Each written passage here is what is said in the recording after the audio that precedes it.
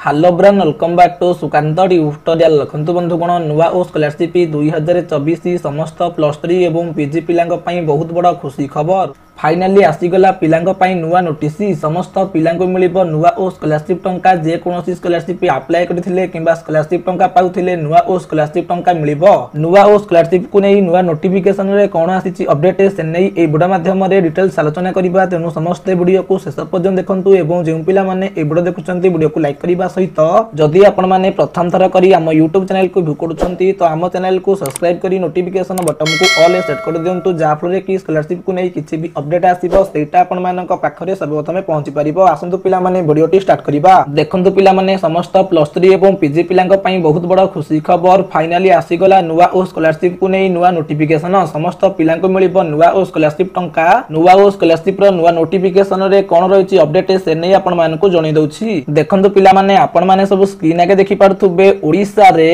उच्च शिक्षार रूपांतरण मान वृद्धि और छात्रछात्री मानक अभिवृद्धि को दृष्टि रखी ओडिशा सरकार कैबिनेट आज नुआ और छात्रवृत्ति को अनुमोदन प्रदान करिसंती।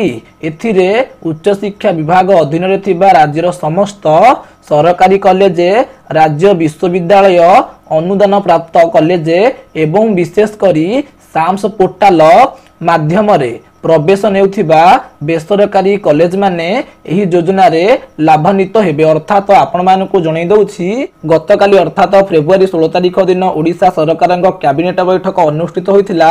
से बैठक रे नुआ और स्कॉलरशिप को अनुमोदन प्रदान करा जाइछि। उच्च शिक्षा विभाग अधीन थिबा राज्यर समस्त सरकारी कॉलेज राज्यर समस्त विश्वविद्यालय अनुदान प्राप्त कॉलेज ता सहित बेसरकारी कॉलेज जेउगुडिक साम्स अंडर रे जाउछंती सेथरे पढुथिबा पिला माने नुआ और स्कॉलरशिप को अप्लाई करि परिबे। ता सहित जदि से माने स्कॉलरशिप पाइबा पे योग्य हेबे सेमानकु मध्ये स्कॉलरशिप टंका मिलिबो। एहा परे नुआ और स्कॉलरशिप रे केउ पिला मानकु केते टंका मिलिबो स्क्रीन आगे देखि पड़थुबे। एही योजना अनुଯାयी उपरोक्त शिक्षानुष्ठान रे पढुथिबा समस्त यूजी पीजी छात्रछात्री नुआ और छात्रवृत्ति परिसरगत हेबे। छात्र मानकु 9000 टंका और छात्री मानकु 10000 टंका वार्षिक वृत्ति जोगाई दिया जिवो।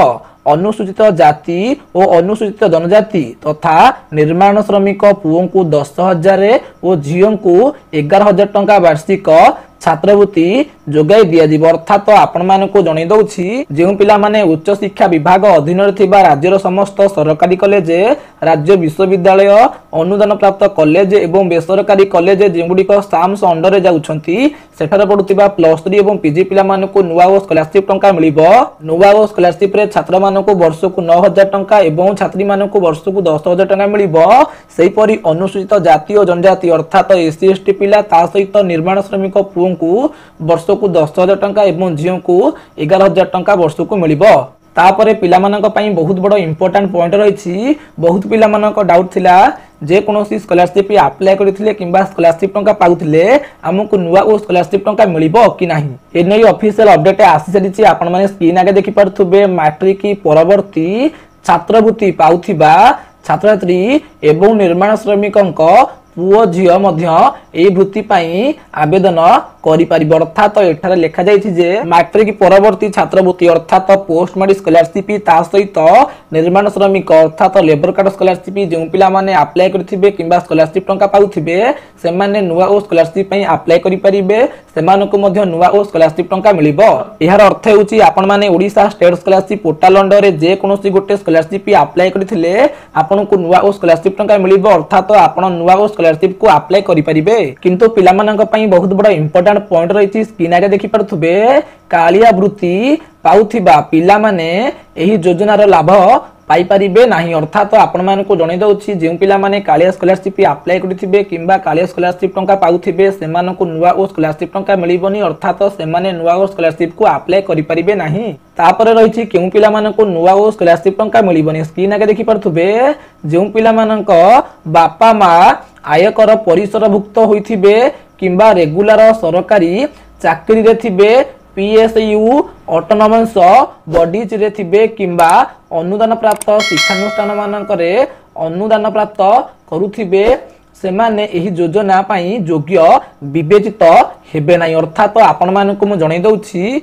जो पिला मानकर बापा माँ टैक्स देउथिबे किंबा रेगुलर सरकारी चाकरी करथिबे किंबा ऑटोनोमस बॉडीज रे थिबे किंबा अनुदान प्राप्त शिक्षानुष्ठान रे शिक्षादान करुथिबे सेमाने नुवा ओ स्कॉलरशिप पई योग्य विवेचित हेबे नहीं। बुझा पइला। तापरे बहुत पिला मानक पई इंपोर्टेंट पॉइंट रहिछि। बहुत पिला माने कमेंट करथिले आमे माने डिस्टेंस कोर्स करछु किंबा सेल्फ फाइनेंसिंग कोर्स करछु तो हमको नुवा ओ स्कॉलरशिप टंका मिलिबो कि नाही। देखंतु पिला माने स्क्रीन आगे देखि पारथुबे केवल स्व आर्थिक प्रदत्त पाठ्यक्रम व्यवस्था अर्थात self financing course in PPP mode distance course open school इत्यादि जरिया रे पढ़ुथिबा छात्र छात्री एही योजना रे अंतर्भुक्त हेबे नै। अर्थात आपण माने जे कोनोसी सेल्फ फाइनेंसिंग कोर्स किंबा डिस्टेंस कोर्स किंबा ओपन स्कूल रे पढ़ुथिबे ताहाले आपनकु नुवा ओ स्कॉलरशिप टंका मिलिबोनी। तापरे पिला मानकर केउ बैंक अकाउंट को नुवा ओ स्कॉलरशिप टंका आसीबो स्क्रीन आगे देखि पारथुबे डीबीटी अर्थात डायरेक्ट बेनिफिट ट्रांसफर बा सीधा सड़क छात्र छात्री अकाउंट को वृत्ति बाबद अर्थ राशि पठा दिबो। अर्थात डायरेक्ट बेनिफिट ट्रांसफर माध्यम रे छात्र छात्री अकाउंट को डायरेक्ट स्कॉलरशिप टंका आसीबो। एथि निमंते छात्र छात्री आवेदन समय रे एक निजस्व घोषणानामा दाखल करिवे। अर्थात जोटा को रही आनेक्स ए किंबा आनेक्स बी फिलअप करिकी कॉलेज रे सबमिट करिवे। बुझा पइला। तापर रही एही योजना रे प्रति वर्ष प्राय 5,80,000 पिला लाभार्थी हेबे। अर्थात एही योजना रे प्रत्येक वर्ष 5,80,000 छात्र छात्री को नुवा ओ स्कॉलरशिप टंका मिलिबो। एही योजना रे 2023-24 आर्थिक वर्ष रु 2027-28 मध्य रे हाराहारी 3,201.08 कोटी व्ययबराद करा दिबो। उच्च शिक्षा रे उत्कर्ष और गुणवत्तार अभिवृद्धि निमंते सरकार एही प्रचेष्टा शिक्षा रे आर्थिक प्रतिबंध को एडाइबारे सक्षम हेबो। अर्थात आपण मानकु जणे दउछि फाइनली नुवा ओ स्कॉलरशिप रो नुवा नोटिफिकेशन आसी सारिछि। तो आपण मानकु एठा जणे देबा को चाहे आपण माने जे कोनोसी कॉलेज रे पढंतु जेमिति कि गवर्नमेंट कॉलेज किंबा गवर्नमेंट एडेड कॉलेज किंबा प्राइवेट कॉलेज रे ताहाले आपनको नुवा ओ स्कॉलरशिप टंका मिलिबो। नुवा ओ स्कॉलरशिप टंका आपण माने जे कोनोसी स्कॉलरशिप अप्लाई करथिले किंबा स्कॉलरशिप टंका पाउथिले अप्लाई करि परिबे। तेनु खूब शीघ्र ए रिगार्डिंग हायर एजुकेशन डिपार्टमेंट तरफ रु ऑफिशियल नोटिफिकेशन को रिलीज कर जिवो। एटा होछि राज्य कैबिनेट रे अनुमोदन सरिछि। पूर्वरु नुवा ओ स्कॉलरशिप रो गाइडलाइन अनुसार आपण माने जे कोनोसी स्कॉलरशिप अप्लाई करथिले किंबा स्कॉलरशिप टंका पाउथिले आपनको नुवा ओ स्कॉलरशिप टंका मिलिबोनी। किंतु ताहा बे चेंज हेइ सारिछि। जो पिला माने जे कोनोसी स्कॉलरशिप अप्लाई करथिबे सेमानको नुवा ओ स्कॉलरशिप टंका मिलिबो।